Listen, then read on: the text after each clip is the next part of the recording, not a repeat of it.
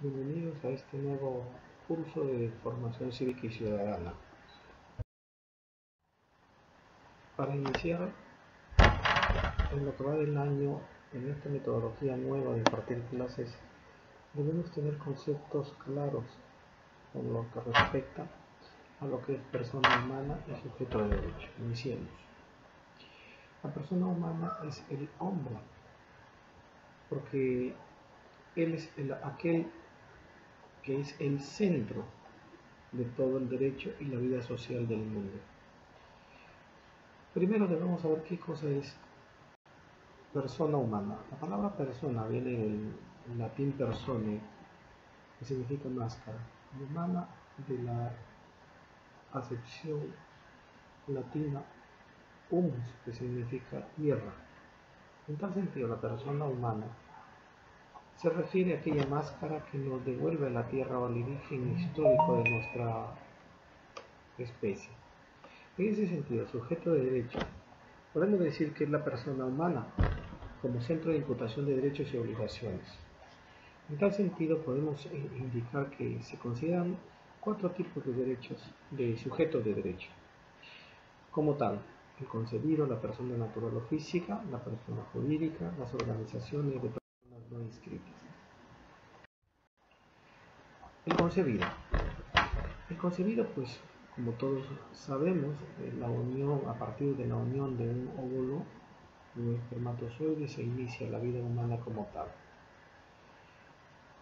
Básica y exclusivamente en la persona de la mamá, está individualizado en el ordenamiento jurídico para tal sentido y protección por el Estado, pero es dependiente de la vida de la mamá.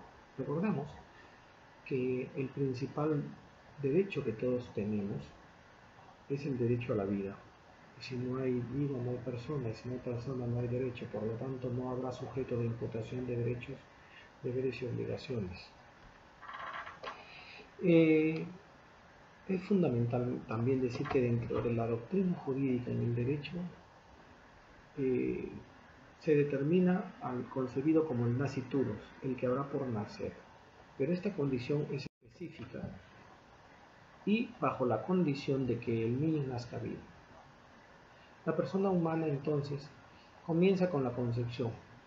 El concebido es sujeto de derecho para todo cuanto le favorezca. Básicamente, si es que en algún momento este nuevo individuo, esta nueva persona humana que está en desarrollo, se le atribuyen algunas propiedades como patrimonios, la condición que nazca vivo es fundamental para que pasen a su dominio personal. Mientras tanto, si es que muere en el proceso, no es posible que esa carga patrimonial pase a este individuo muerto.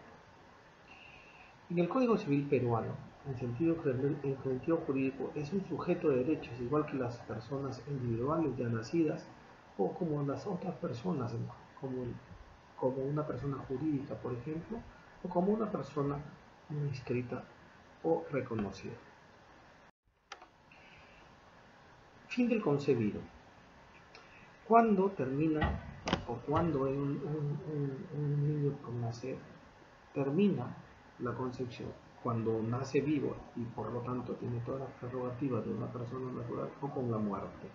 La muerte pone fin al concebido, que puede ser una muerte natural, o sea, un aborto natural, o puede ser una muerte provocada, como aborto propiamente dicho. Etimológicamente, la palabra abortus deriva de 2 acepciones latinas, ab, que significa privación, y ortus, nacimiento. Mejor dicho, es el aniquilamiento del producto de la concepción en el momento o momentos previos al nacimiento. Si el niño se encuentra en el interior de la madre, moriera, el efecto de expulsar al niño no se considera un aborto. En la legislación penal peruana se conocen algunas clases de aborto, al cual se las puedo mencionar y en otro momento quizás podamos discernir al respecto. El autoaborto, el aborto consentido, el aborto no consentido, el aborto abusivo, el aborto terapéutico, el preterintencional, el sentimental y el aborto eugenésico. Veamos pues la persona natural como segundo punto. Somos seres humanos individualmente considerados como tú, yo y todo el que escuche esta grabación. Se inicia con el nacimiento y concluye específicamente con la muerte. Pero en algunos casos estos individuos se presumen muertos porque no se les ha encontrado y no se sabe de su paradero.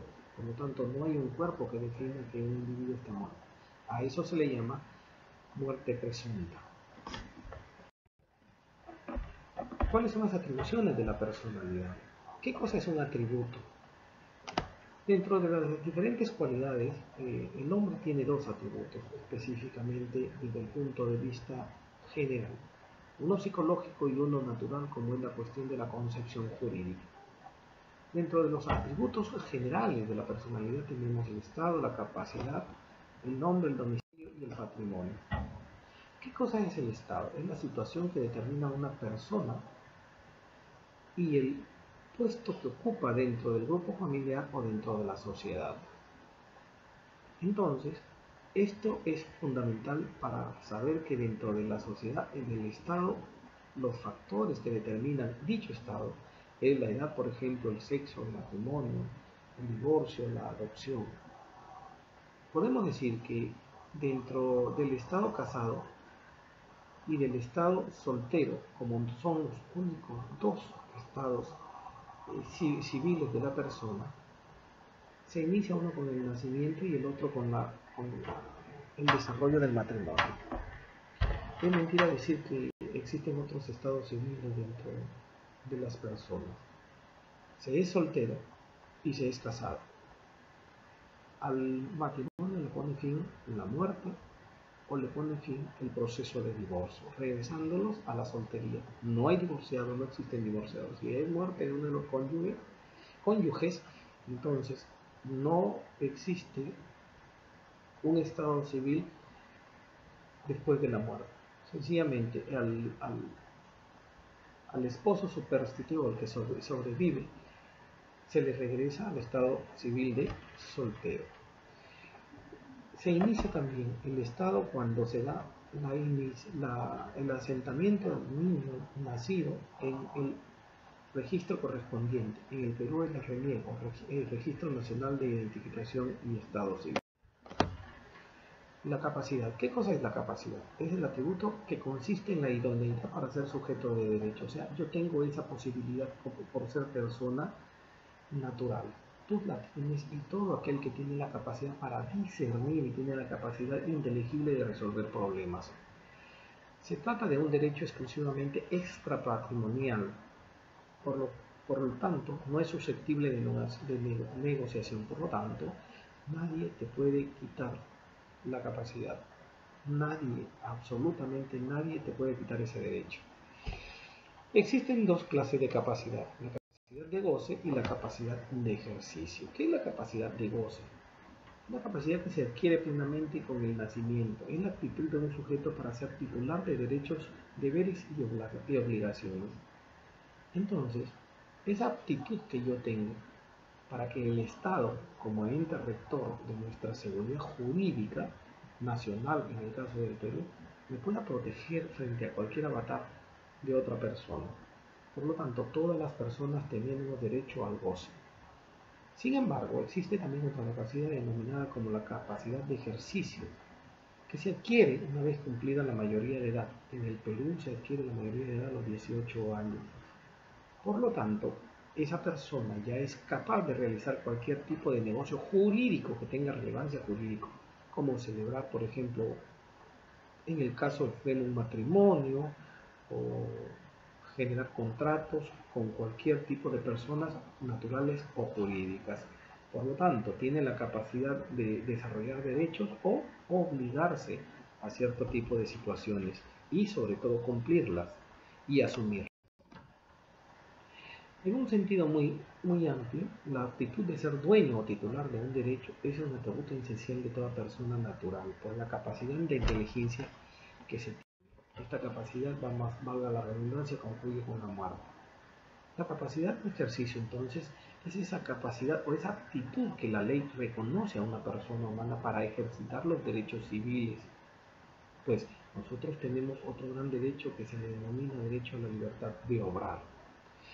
Entonces, podemos también decir que dentro de la legislación, el artículo 42 del Código Civil regula este tipo de capacidad de ejercicio. Frente a ello, existe la posibilidad de que algunas personas no tengan esa capacidad, no tengan esa idoneidad en la aptitud para ejercer la capacidad. Si hay alguna limitación parcial o total, a eso se le denomina incapacidad, porque es la falta jurídica para ejercer derechos y contraer obligaciones. Lo versa muy bien el artículo 44 y 43 del Código Civil. Dentro de ello también podemos identificar que dentro de la incapacidad de ejercicio existen dos tipos de capacidades. Una incapacidad absoluta en la que no se puede determinar ningún tipo de negocio jurídico. Las personas comprendidas en esta idea no pueden ejercer por sí mismas los derechos. O sea, no pueden ser titulares de los derechos.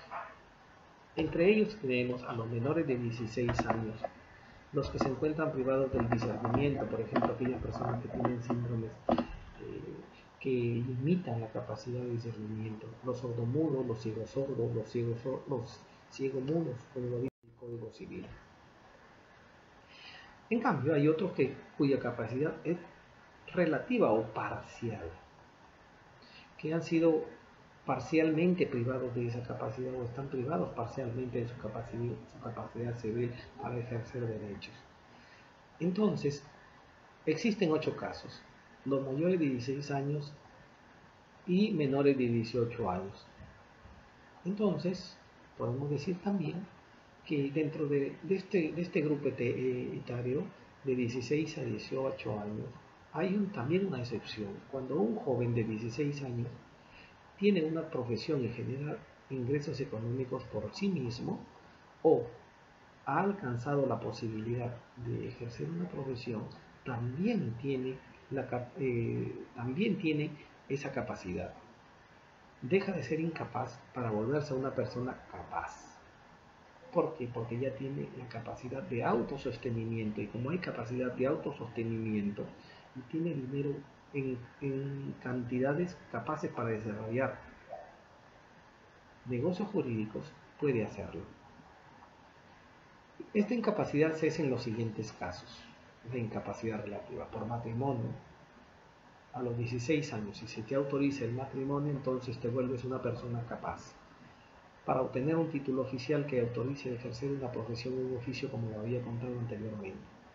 Los retardos mentales, cuando hay una persona que tiene el famoso borderline, que tiene momentos de claridad y lucidez en el pensamiento. Los que adolecen de deterioro mental, que impiden expresar voluntariamente su voluntad en la senectud generalmente. Los pródigos, los que incurren en mala gestión. Ambos, pródigos y mala gestión, son aquellas personas que dilapidan los ingresos económicos de las familias. Los ebrios habituales, que también tienen en momentos de lucidez cuando están fuera de los efectos del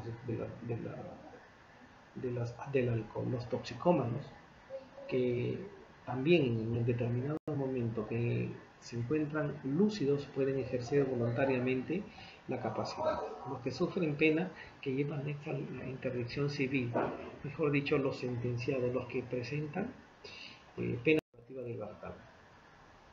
Por otro lado, también tienen el atributo del domicilio. Este es un derecho básico constitucional del domicilio. ¿Qué cosa es el domicilio específicamente? Es el lugar donde perciba, donde habita la persona humana, donde habita el sujeto de derechos. Como persona única o como grupo familiar, es la sede legal de la persona, donde se le pueden notificar todos y cada uno de los negocios jurídicos que realiza en su vida diaria. En tal sentido, si esta persona no tiene, o teniendo un domicilio específico, un domicilio legal, no llega con la recurrencia que se habitúa a él, entonces se dice que ha desaparecido. ¿Qué cosa es la desaparición? Consiste en que una persona no se encuentra en su domicilio legal por un tiempo determinado. y no se tiene noticia sobre su paradero. Para que se le declare la ausencia de una persona es necesario que transcurran 2 años o 10 años según la edad que tenga el sujeto de derecho, que se tuvo la última noticia de su paradero. La declaración de muerte, desaparición y muerte presunta. Primero se le declara desaparecido y posteriormente, de acuerdo al artículo 63 del Código Civil, si esta persona no aparece y no hay su cuerpo por más de entre 2 a 10 años, de acuerdo a la edad que tenga el desaparecido, un juez le declara la muerte presunta. Cuando han transcurrido 10 años desde la última noticia del desaparecido o 5 la persona tuviera 80 años de edad, entonces se declara la muerte presunta. Cuando hayan transcurrido 2 años y la desaparición se produjo en circunstancias de peligro de muerte, cuando exista certeza de su muerte sin que el cadáver sea encontrado. Entonces, en tal sentido, el fin de la persona o muerte jurídicamente es el hecho biológico por el cual deja de existir nuestro organismo.